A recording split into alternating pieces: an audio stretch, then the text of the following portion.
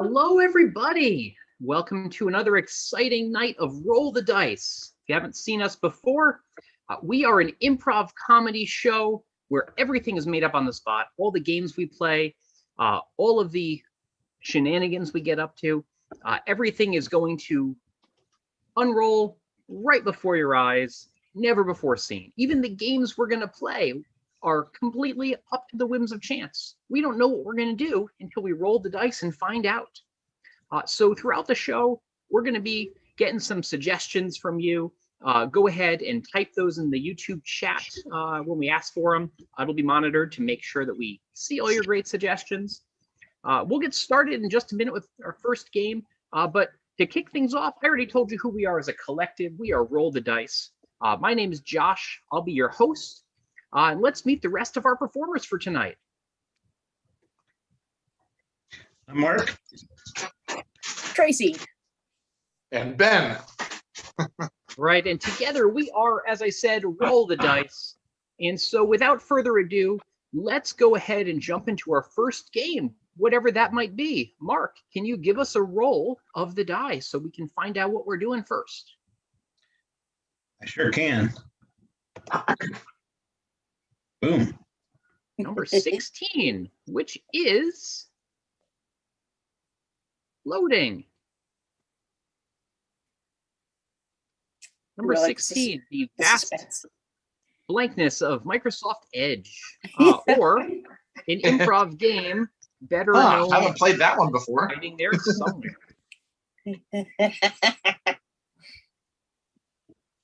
I don't think you'll find our games on Amazon. However, everything. I can do is show that number 16 is a game called Three-Headed Expert, which is a game for all three of our performers and me as your host. And for this game, we need some suggestions from you, the audience. We need a topic that someone might be an expert in, any topic at all. And then we need just some questions you might ask an expert in that topic. So let's get some suggestions for topics first. And then once we pick a topic, drop some suggestions for questions you might want to know in the chat as well. And then we'll get started with that in just a moment. While we're waiting for those suggestions to roll in, as I said, we are Roll the Dice. We are currently a Zoom-based improv group. We are physically based here in Omaha, Nebraska, but we have potentially a global reach on Zoom. However, also physically in Omaha, Nebraska is Big Canvas. That is the improv comedy theater we are a collective part of. Big Canvas follows the mission of comedy for everyone. They do short form and long form improv, as well as sketch comedy and sometimes stand up, housed in their beautiful new theater in the Blackstone district in Omaha. So they are open and doing shows on Friday and Saturday nights. And so if you are interested in attending a show, they are open doing in-person shows. If you are not able to or aren't doing in-person stuff, keep joining us on Zoom. Roll the Dice does these Zoom shows every second and fourth Friday of the month. So we'll be back again in just a couple weeks to make you laugh all over again over the comfort of the internet. So we've got some suggestions that came in. The first suggestion I saw was fossils. So our expert's going to be an expert in fossils. And now, can you drop some suggestions for questions you might want to ask an expert in fossils? I saw a couple, but keep them going as I explain the gist of what we're going to be doing. As I said, we are going to be interviewing an expert on fossils. That expert is the world leading expert on fossils. And they also have a quirk in that they have three heads, and each head speaks one word at a time. So our three-headed expert is going to be composed of Mark, Ben, and Tracy. They will be answering your questions. I'll be fielding the questions as the host. So keep those questions coming. Don't feel like you have to stop them once we start. our process here. Just keep them coming. We'll get to as many as we can, and you will leave educated about the wonders of fossils. So to start things off, we're so happy you joined us today, expert. But so I don't have to keep calling you expert. Please introduce yourself. Hello. I A Paleontologist. and my Name. is Victor Q. Jack John Jingleheimer. Wilson. Well, Victor, Hugh, Jack, John, Jingleheimer, Wilson. It's wonderful to have you here. I'm just going to call you Vic, if that's okay, in the interest of time. So, Vic, we have some enlightening questions. I know our audience is eager to have answered. First, could you tell us how did you get interested in fossils? When One thinks about the one fascinating. and they Can't quite explain why bones calcify and other processes you find it fascinating.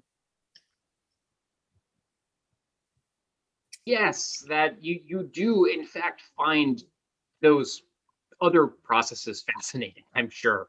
Wonderful, wonderful, Vic. So we've got some pressing questions here, such as how do you know if an animal is truly extinct? First, you explore the smell because smell. tells you If it is dead. and then You smell other areas of the world. if you Smell it then it does not be extinct. Fascinating. So if I'm getting this, what you're saying is when you knows, you knows. So what is a fossil made of? Mm. Fossils Are composed of cheese and dirt and broccoli.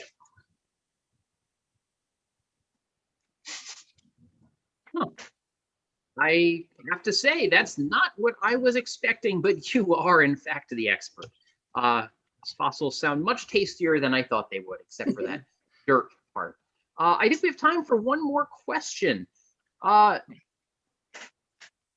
tell me, Vic, what is the largest fossil you've ever found? The Largest One I have ever found would astound you. and the Public is not ready. to witness Or experience such magnitude.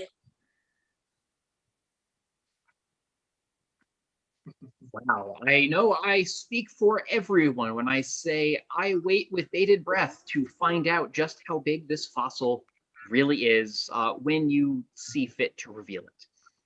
But for now, that is just about all the time we have.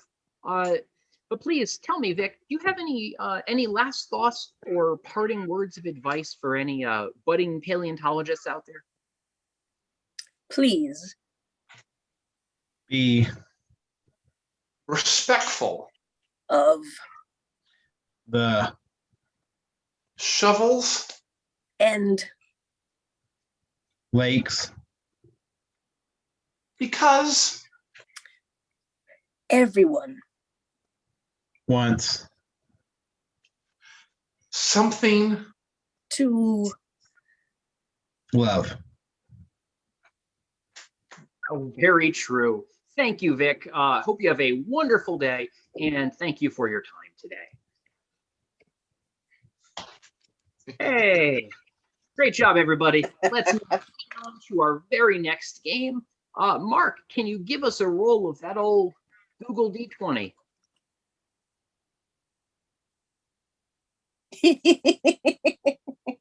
We're going to play some online Dungeons and Dragons, folks. Oh, there it is. Wait, okay, there we go. Ta-da! 10. Number 10 is a guessing game. And for this, we need to roll another die, a four-sided die, to find out what guessing game it is. And it is guessing game number 1, a game called Late for Work. And for this game, I'm going to need several suggestions in the chat. I'm going to need you to list places people could work, reasons why a person might be late for work that has nothing to do with where they work, and some mode of transportation, some way to get from here to there that, again, has nothing to do with why someone might be late or where they work. So where someone works, mode of transportation, or sorry, where someone works, why they're late, and a mode of transportation.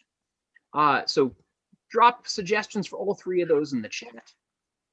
And then the way this is going to work, in this game, one of our performers is going to be the guesser. They are going to be showing up to work late.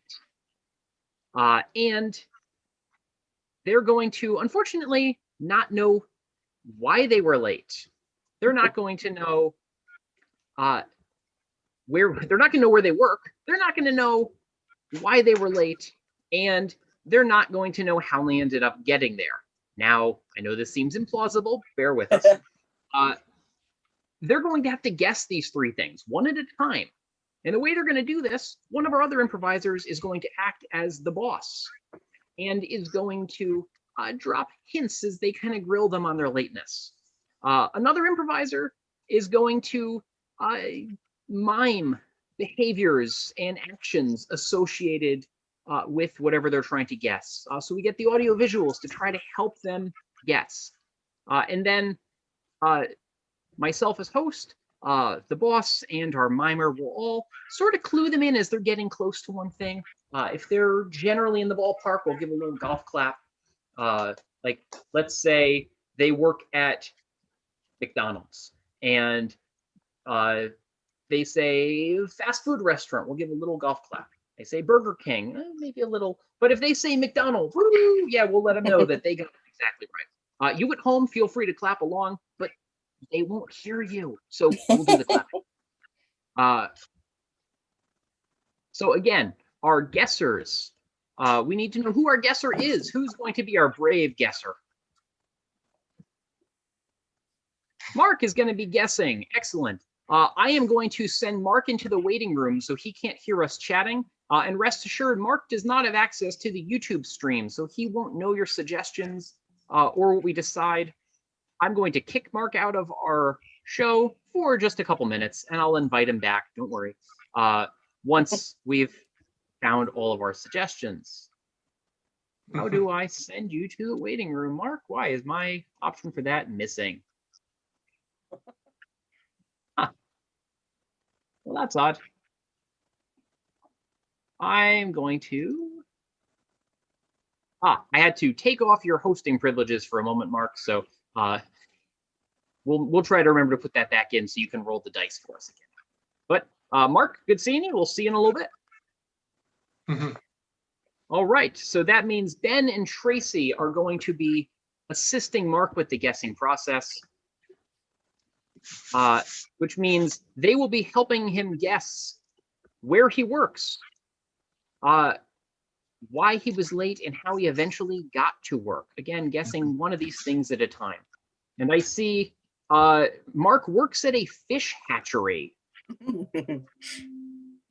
Okay. Oh, my computer is doing strange things. There we go. The screen went black on me for a moment, but Is it doing something fishy? the improv never stops. So Mark works at a fish hatchery. Why was he late? He was late because his soap fell down the drain. Oh. You got to fish around and get that soap. Yeah. And then, how did he get to work? He rode a Segway. Okay. So Mark, again, works at a fish hatchery. He was late because his soap fell down the drain, and he eventually got to work by riding a Segway scooter. All right. It'll be interesting, folks. So Ben, Tracy, which one of you wants to be the boss and get the speaking role? I think Ben should be the boss. All right. Oh, okay. You've been Sure. voluntold, Ben. I'm aching to mime these things. Excellent. So Ben will be the boss. Tracy will be miming. I'll potentially jump in and provide support if it's needed, but I have faith in the two of you. Otherwise, I'll be there doing the clapping. Anyway, let's go ahead and see how I bring Mark back in. Here he is. Come on back, Mark.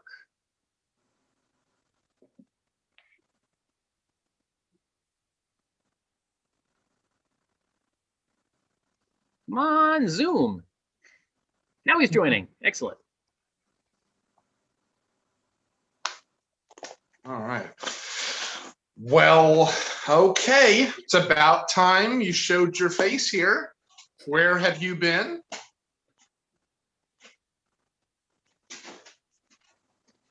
I feel like I had a little cold and it was hard to speak for a minute there. But, it's just, I tried my best to get here. I just couldn't be here on time. Well, I mean, these days are adding up. I'm not too sure what to tell you, Craig. We may have to start scaling your pay. Well, I was fishing for my family. It was quite a catch. It was a smallmouth bass. Well, I'm ecstatic that you love what you do enough to share part of it with your family, but we've got clients. We need to serve the rest of them. We need you here to give them to everybody. Yeah, well, at this fish restaurant, it's really a great opportunity, and also the catching the the fish nursery, where yeah, I like working here, you know, and I really I'm passionate about fish, not just the fish fillet, but all the fish. Right, right. We are here to provide the world with our fish, and we need every hand on deck. It's the busy time of the year. So what was it today that stopped you from coming here fresh-faced? Well, yeah, I was up all night washing my hands after murdering King Duncan. Okay, washing hands is good. We emphasize hygiene. We want there, but like, do you have a particular kind of cleaner that you prefer? Yeah, like baby oil, yeah, and I like that. That's one of the ones I like, though. I don't think that's the one I use on this occasion. No, I've heard tales of some of the wrestling you do on the weekends, and I appreciate your side hustle, but no, this is more to cleanse and clean the skin. But I just didn't know if that gave you some trouble today. Yeah, I was having trouble with my loofah. Yeah. Loofah's good. Yeah, you kind of you're able to use this to kind of really work up a lather in that, right? And you can reach all over. Yeah. Well, yeah, it was great. You know, it was kind of a extension loofah. Well, I can appreciate that. You know, kind of in the shower, you want to have a firm grasp on what's in there. You just otherwise, like working here at the fish hatchery, you can just slip right out of your hands, right? Yeah, and that's why when I'm using my loofah, I also use the soap on the rope. Okay, and it helps. That's good. I could respect that. Sometimes I'll be honest. Sometimes I'm a little late. A little later than I want to be, because it just goes right out of my hand, and who knows where it goes. Exactly. Yeah. It could have been anywhere. I'm not sure. Yeah, I couldn't find the stuff on the rope. Yeah. I mean, I've heard sometimes it could be tough to get the hair out of this from time to time. So I could just imagine if it goes right in there. Oh yeah, and yeah, my soap on the rope went in the drain. It was terrible. Yeah. Yeah. Well, like I said, I'm not being mean. I'm the boss. I got to put the foot down. It's busy time of year. We can't have you dropping things in the drain and being late. You're one of our best. So how in the world did you make it here when you did? Well, it was a funny thing. It was I was standing there, just not doing much of anything, and then I saw a bicycle, and I decided to ride the bike, and and a friend of mine also had a bicycle. And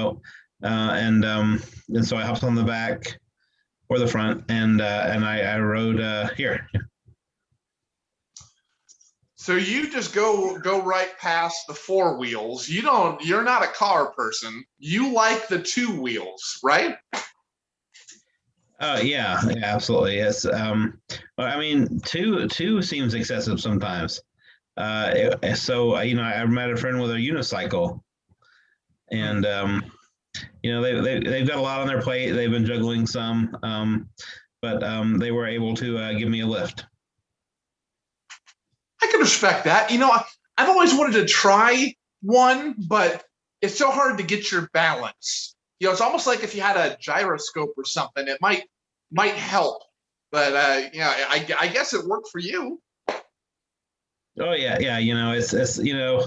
It's kind of a family thing. My family's background is in the circus, So yeah, riding that unicycle is not that awkward for me as it used to be.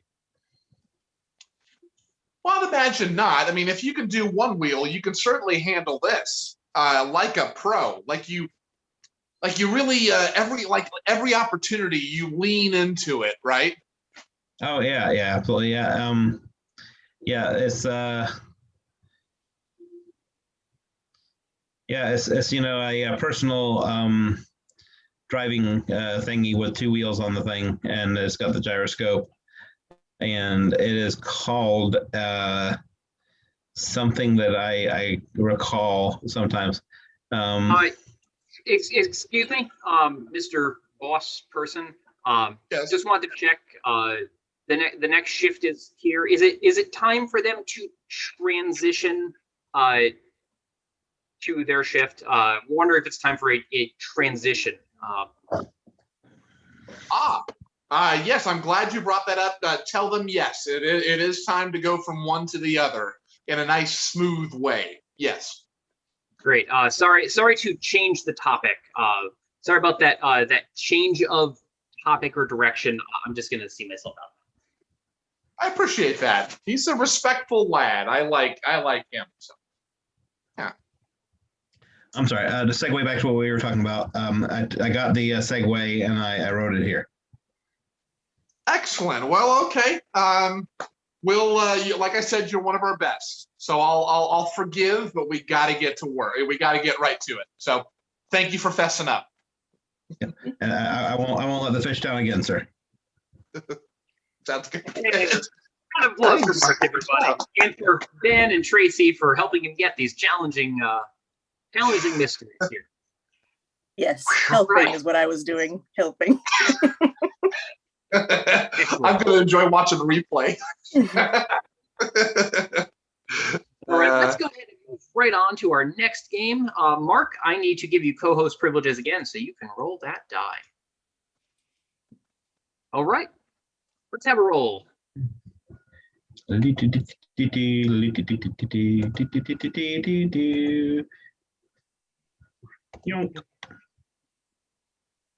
9. Number 9 is a little game called Director's Nightmare. And for this game, we need several suggestions from you in the audience. We need, first, just any one-word suggestions. Whatever words come to mind, make a suggestion of just the first word that comes to mind. Then we'll need several suggestions for emotions, then several suggestions for animals, and then finally several film styles. You can keep the emotions, the animals, and the film styles coming throughout the scene. You'll see why. We'll be coming back to them periodically. But let's get those suggestions rolling in, starting with some one-word suggestions. All right, I see some one-word suggestions in there. So you can go ahead and transition to those other things, emotions, animals, and film styles. And the way this game is going to work, I am going to be the director of a movie that's never been seen before. And our other 3 performers are going to be acting out that movie. And periodically, I'll be stopping to give some side coaching, some director's notes to change the flow or whatever else about the scene based on your suggestions. So while these suggestions are coming in, I'm seeing some emotions, a couple of film genres. Don't forget some animals as well. While those are all coming in, again, we as Roll the Dice perform the second and fourth Friday of the month. Hope you enjoy watching us here. And the Big Canvas Theater, again, has Friday and Saturday shows. Also, if you think, hey, this looks kind of fun, and you think you might want to do some improv yourself, whether short form, funny bit type games like we're doing tonight, or long form improv, where you're actually acting out improvised longer scenes. We actually, as part of Big Canvas, are offering classes. Our classes start on August 8th for August 9th, we have short form and long form classes, again, at our Blackstone Theater. So if you're interested and want to know more, you can go to bigcanvascomedy.com and sign up. I see a number of suggestions coming in. Great. I think we're ready to go ahead and get started. So let's get our performers on stage. Mark. Tracy. Yes, we begin every game with an introduction, as you probably noticed from all the other previous games where we've done that. This game, again, is called Director's Nightmare, and our word to start things off is apple. This is a movie inspired by the word apple. And question.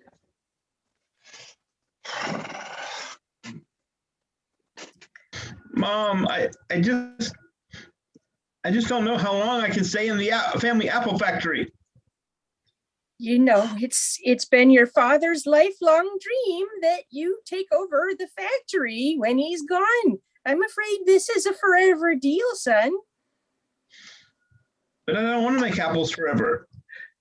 I want to be a coal miner. Son, I mean, the nectar of the sun is growing on there. You want to throw that away and envelop yourself in dirt and dark? Yes. No, apples are God's candy. Coal is Right, is right. the devil's dandruff. Cut. There's some punchy dialogue.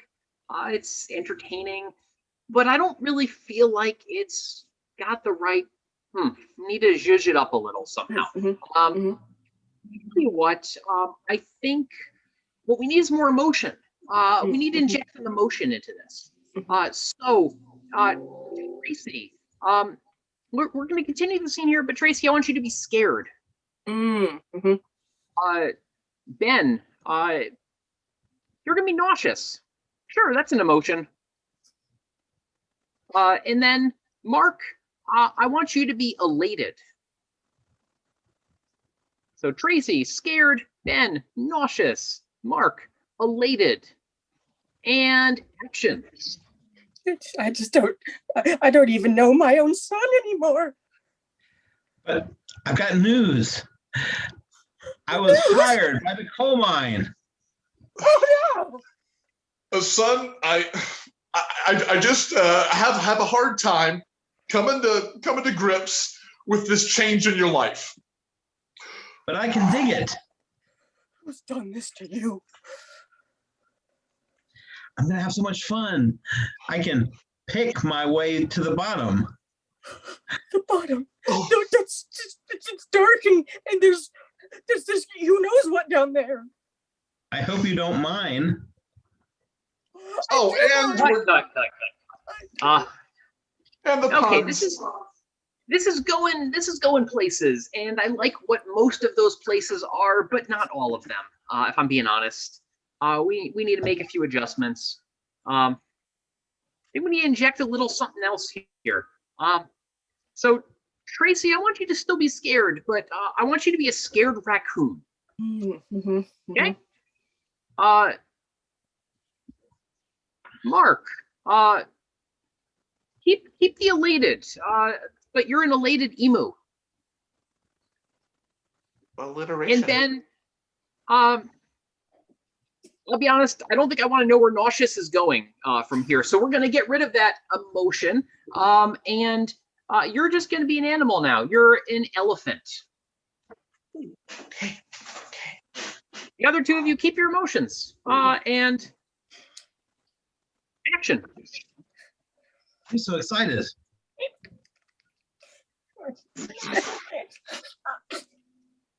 No, this is bad. It's all wrong. I'm going to go so deep, I'm going to just stick my head in the ground, and there I'll be, looking around, having coal. You know, coal makes power. No, power. No, you don't need power. It's already nice up here in the above ground in the dark. You know. And Why, yes, son. You can just eat them like this. Absolutely. You don't want to forget the words of your wise mother. Yes. Yes. But I love coal mining. I don't, I don't like it down there. There's it's that you can't find any good food down there in the mines. They don't even have proper like trash barrels you can dig around in. It sounds awful. And cut. Look, we're almost there. I'm really liking the emotion. I think that the animals are working real well. The interplay between all of you is great. We need to ground it a little, and that's on me as your director. I probably should have done this from the beginning, but we need to pick a genre for this movie. So yeah, keep your animals, keep your emotions, but from here on out, it's a film noir. And action.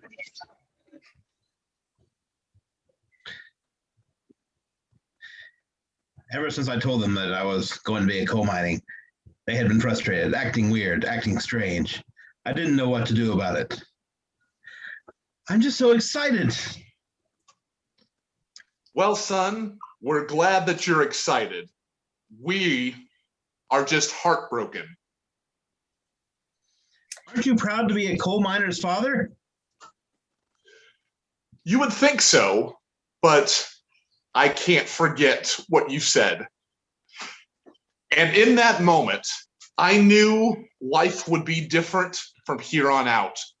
My son going into the darkness to fulfill his life's dream. I know I should be happy, but I just can't. Fine, whatever, son.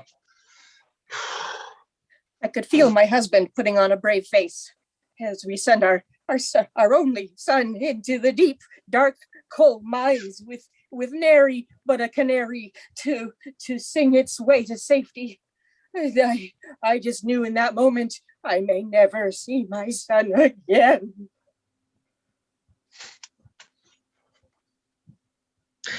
I can't wait to. Oh, I've been shot. I'm still so happy though. What? No! Will there be no end to the misery of your decision? No! Just like any good noir, it ends in tragedy. Bravo, everybody. I was acting in black and white. Could you tell? I could tell it came through Thank you. loud and clear. Thank you. All right, let's get our die roller up for one, well, not one more game, one of several more games. Mark, let's have it.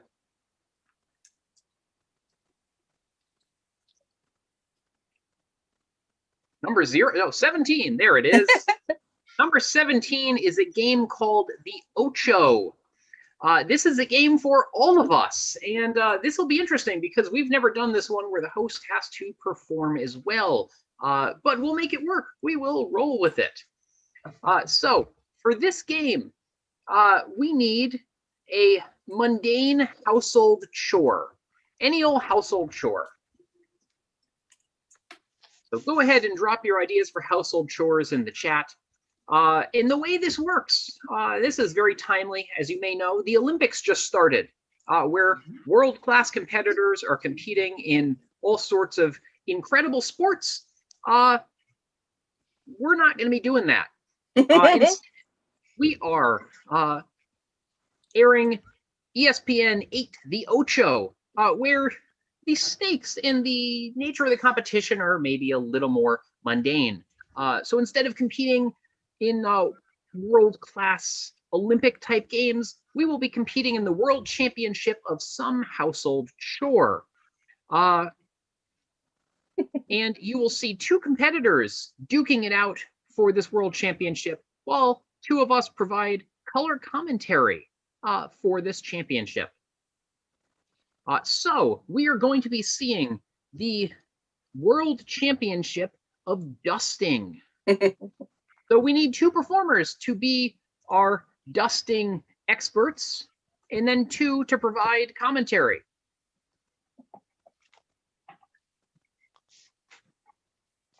Tracy. We need one more expert, not expert, well, I guess champion. Mark and Tracy, you will be our champions. That means Ben and I will be providing the commentary for the World Championship of Dusting. Okay. All right. Boy, it's another fine day out here at the World Dusting Championships. Today's competition is for all the feathers. Oh, absolutely right there, Chip. We picked an excellent venue, an older library, so there's going to be plenty for these champions, these warriors, to tackle for you today. I tell you, you are not kidding, Dale. This is the dustiest place I have ever seen. The dust is, I would say, good 3 or 4 feet thick in some spots. Any normal duster would really have their work cut out for them, but these champions, they can take it. It's just a matter of who dusts the best, the fastest. Absolutely. I am excited because our competitors are world renowned. Example, the first competitor, Helga Strecken, from a low part of Denmark. Now, you would not think too much of how she carries herself, that she would be an expert in this. But once she gets down to business, watch out. She dominates the dust. Oh, she is. Yes, she is our #1 contender. Helga really is a fearsome force to be reckoned with a dustpan or with a feather duster.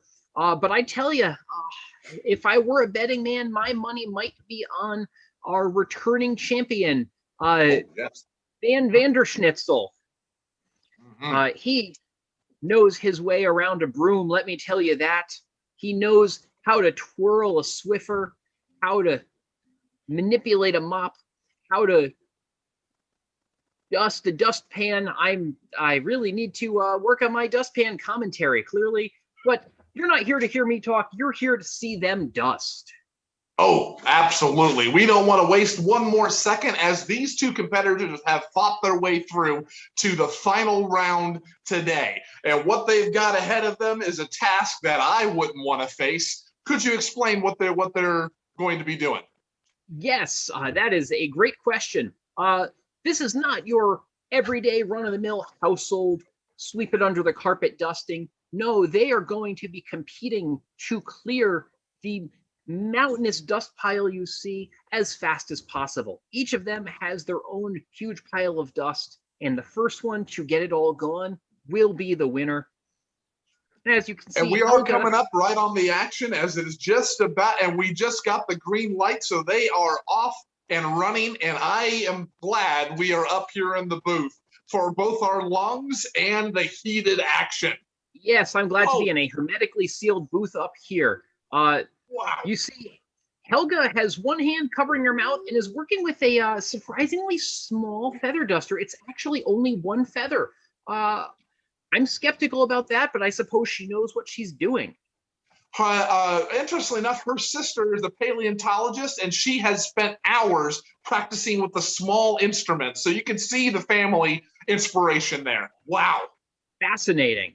On the other hand, Van is quite literally a bag of hot air, and you might see him blowing on the dust and waving it all around. Yes. Helga's face guard defense has seemingly fallen. It has gotten into her nasal passages, and she's having an attack. Oh no! Oh no! If I'm correct, it sure looks like Van is even blowing some dust from his pile at Helga. Oh, that's a dirty trick. The voodoo blow. Wow. Vile. Ooh. Oh, wow. I see Van's just throwing heaps of dust right at Helga. He's just getting his fists in there and Helga has broken out. She's also a passionate Harry Potter fan, and you can almost hear the spells being mouthed out of her. It's just she is whirling away to fight back. She's fighting her way back in. Oh, my goodness. Yes, she is. She's whipping a towel full of dust. Oh, it's you can barely see what's going on. In fact, it looks a little blurry around Helga. But she is soldiering on, and wafting that dust right into Van's eyes. The sneeze attack after her patented triple dwarf Woogle Flam. I mean, I haven't seen that since '87. The triple dwarf Woogle Flap of '87. I know we talk about it every year in this championship, and we just saw it in action again. And amazingly, though, Van is still going strong. He has a Swiffer in each hand and is going wild. They seem to be about neck and neck as far as you can. I mean, it's a little bit cloudy, the air, but the judges are right on top of it as they're entering the final seconds countdown. Who will come away the victor? It does look like both of their dust piles are dissipating. There's so much dust in the air, though, it's hard to see who is going to clear it first in these last few moments. And it seems I can kind of catch a glimpse of the clock. Helga's going for a sneeze. 4, 3, 2. Oh, it's an at the buzzer sneeze. Oh no. Helga just sneezed a huge cloud of dust all across the room. And I think she may be down for the count. I think yeah, it was close. And that final push, unfortunately, she's down, she's hurting. She's going to need medical attention because the returning champion has defended his crown today. Oh my goodness. Winner by technical knockout is Van Vanderschnitzel, our two-time back-to-back champion. Very well done. He did say on his social media that he just might win again, and he sure did. You said it, Dale. You said it. Hey, everybody. And scene.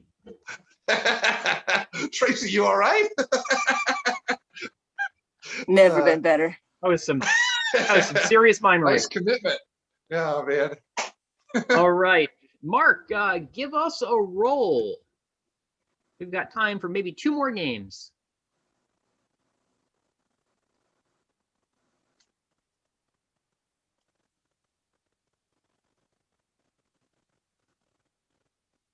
Number 12 is a game called Two-Line Vocabulary. And for this game, I need, for each player, I'm going to need 2 lines of dialogue. So if you can post some just everyday statements you've heard, short sentences, and then several questions that someone might utter in everyday dialogue. And what's going to happen is we're going to have 3 performers. 2 of them are only going to be able to speak in these lines of dialogue we've picked for them. And the 3rd one can say whatever they want and has to hold it together in a way that makes sense. So again, drop some just everyday statements, maybe something a family member said to you, a line of dialogue you heard on TV, something your boss said, random snippet you overheard from a stranger on the street, any short line of dialogue, and then any similar short questions that someone might utter. And once you do that, we also need a place, a suggestion for a place where 3 people might meet.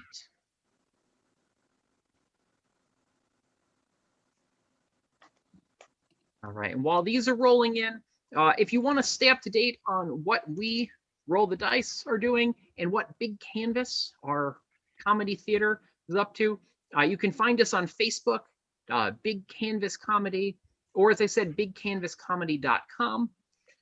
You can find us on YouTube under Big Canvas Nebraska, Big Canvas NE. We're everywhere where you least expect us, and perhaps where you most expect us, such as the places I just told you to look. All right, it looks like we've got some suggestions here. When we get our performers on stage, who are going to be our 2 dialogue users? Tracy and Mark. And then Ben, you can be the one to make sense of it all. So Tracy, a statement for you. Good morning, Captain. Okay. And your question, why does it smell like eggs? Okay. And Mark, your statement, I just bought some Bitcoin. And your question, what's for dinner? Okay. Tracy, what are your lines of dialogue? Good morning, Captain. And why does it smell like eggs? And Mark? I just bought some Bitcoin. What's for dinner? All right. And you are at a bar. Okay. Oh, all right. End of the week. We are here to relax and let it out. And I can't think of two better people to share it with than you guys, huh? I just bought some Bitcoin. Good Oh, morning, Captain. Yes, Lieutenant. I love it. Fantastic. I know you were just talking about that. Good for you. All right. Two over What's for here. dinner? What's for dinner? Oh, man. Oh, I didn't even think that far. How's Mexican sound? Why does it smell like eggs? I'm not sure. Maybe they're running a special. They just kind of throw things together. But maybe we could find another one. We could find a different restaurant. No problem. I just bought some Bitcoin. Okay. That's all right. Maybe the dinner will be on you and the drinks will be on me. Huh? Good morning, Captain. Yeah, Captain Morgan. Yeah, keep them coming, Barky. All right. Yeah. Woo. Well, what's for dinner? We'll get there. Trust me, I'm hungry. I'm just not sure. Mexican, Chinese, what? I'm up for whatever. I just bought some Bitcoin. Good morning, Captain. Yeah, we're both happy for you. But, dinner will come later. We could even do like IHOP or whatever, like breakfast for lunch and dinner or something. Whatever.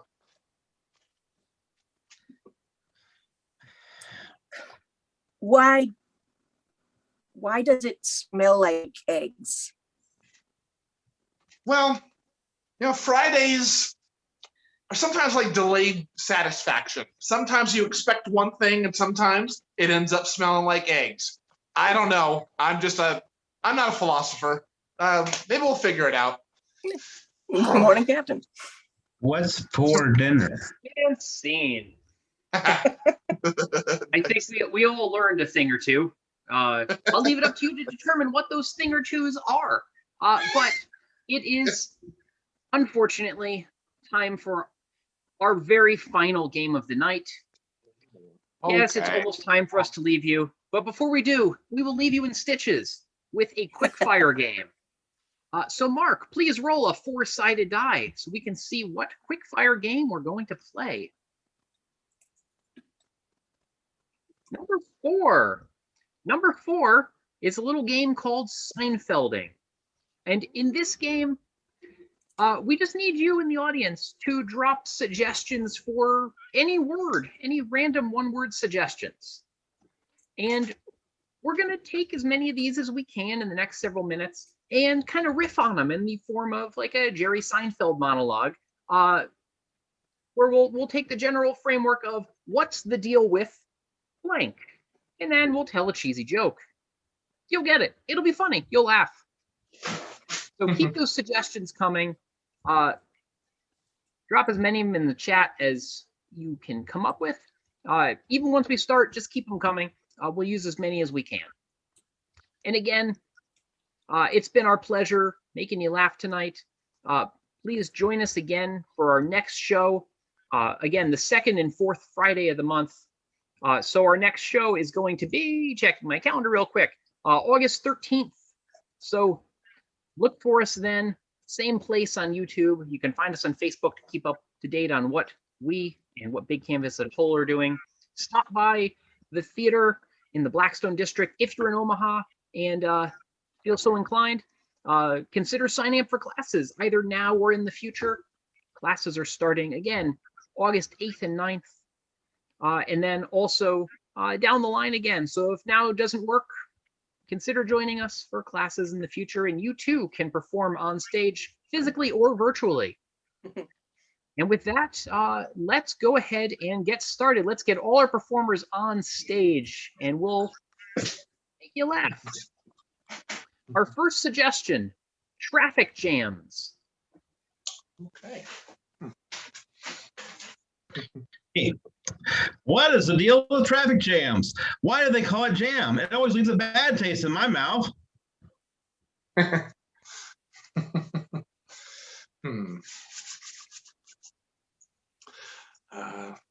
Me. What's the deal with traffic jams and being forced to think about your life? I drive to get away from my life. How dare you force me to face the things I'm running from? What's the deal with traffic jams? Why is everybody stopped in front of me? Don't you want to go where you're going? I want to go where I'm going. Nate, what's the deal with traffic jams? I have never met anyone who traffics in jam. Me. What's the deal with traffic jams? If they are anything like paper jams, it's the machine's fault, not the user. Let's get another suggestion. Hail. What's the deal with hail? Why is the rain solid? It should be liquid. It's just not right.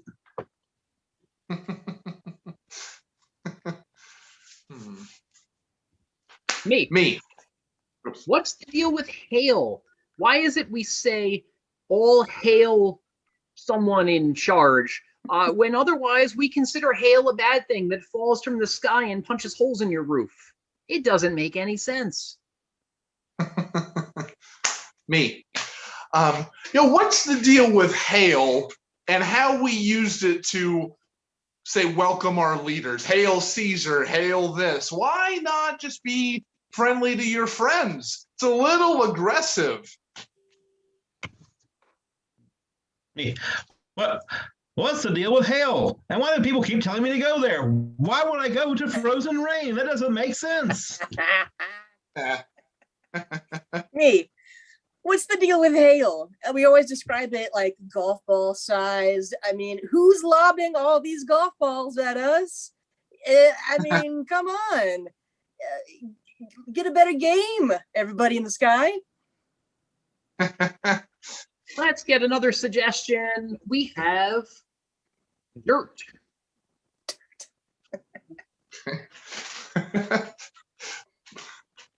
What's the deal with yours? Where TP is not cool enough, now we need another dwelling that I haven't heard of? Me. Now, what's the deal with dirt and how someone figured we need to be 6 feet under it when we die? Was there somebody that fought that process and said, oh, 3 feet's too shallow for old Bill over there, better double it next time? Me. What's the deal with dirt? Why isn't we want juicy gossip or the secrets about something? We ask for the dirt on it. In every other context, we want to get rid of dirt.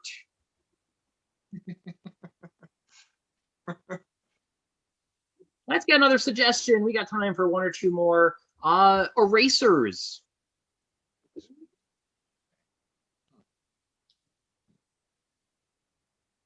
What's the deal with erasers? They don't really erase. They just kind of smear it around. They should call it smearers.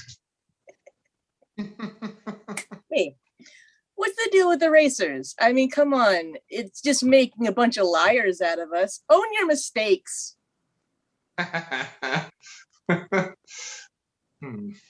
All right, let's get one more suggestion to round out our night.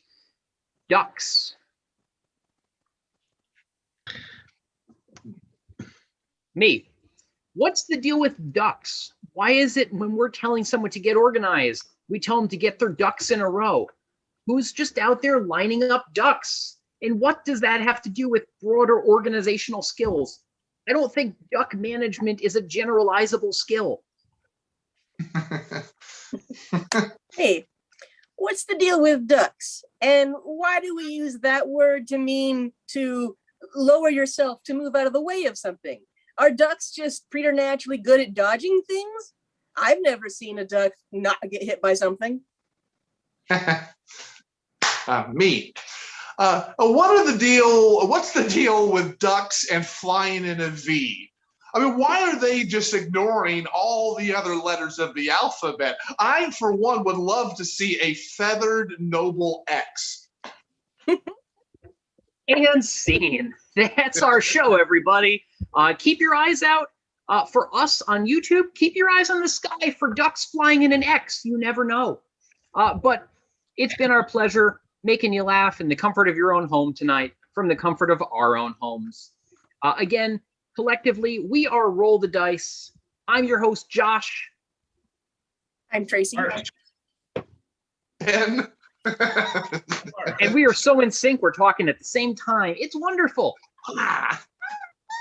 It's been wonderful entertaining you all tonight. Until next time, have a great